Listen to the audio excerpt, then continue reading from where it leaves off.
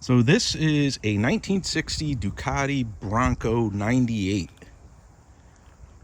I purchased this after having a conversation with my father, looking at an old photograph of him in Italy, and he was sitting on a bike, and I asked him what kind of bike was it, and he told me it was a Ducati 98. So it wasn't this, but it was a pushrod 98cc, so basically the same engine, but it was the predecessor to this model.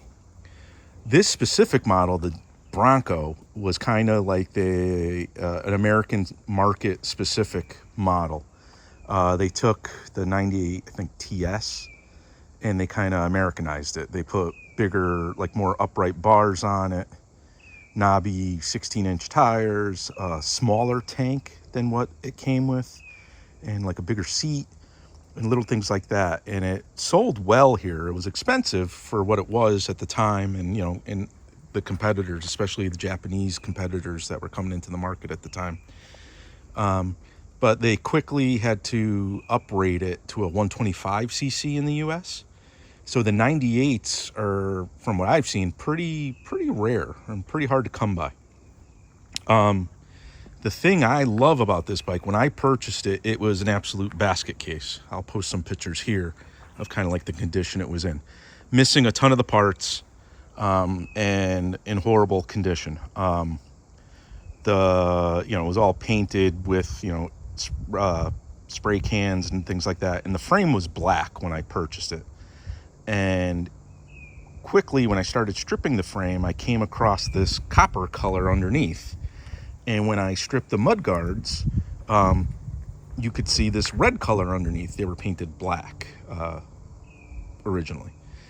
And doing a little research, I came across this color scheme, this red and copper color scheme, which I thought was awesome looking. So I decided to kind of restore it back to the original color scheme here. So I had this sitting in my shop in parts for years, the original parts. And little by little, I would just accumulate what I knew was missing. So the exhaust, I found a supplier in Italy that made like a replica exhaust for it. And what else? Like the toolbox was missing. So when I came across one, I picked it up. I made sure to pick it up. Bars, I just used, like generic Clubman style bars, levers, grips, wheels, because I upsized this to the 17s. They just really make the bike look more adult, if you will. I don't know. It fixes the proportions. They look funny on the 16s.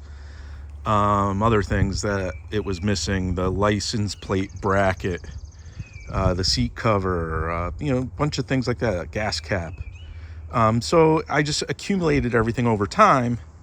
And then over this last winter, I was space was limited in my shop to work on the cars. So I said, let me really start putting this thing together. And here it is. It's not a concourse. It's not a perfect restoration. It was my goal was to just kind of resurrect it to something a little respectable and something cool to have around the shop and have some conversations around. That's why I really wanted to go back to that copper and red paint job. But it has like aftermarket shocks. It has generic Clubman bars. I don't have a speedometer for it yet. I have one, but I didn't like the condition it's in, so I'm waiting for a better one. It still needs a couple things to all finished being wired.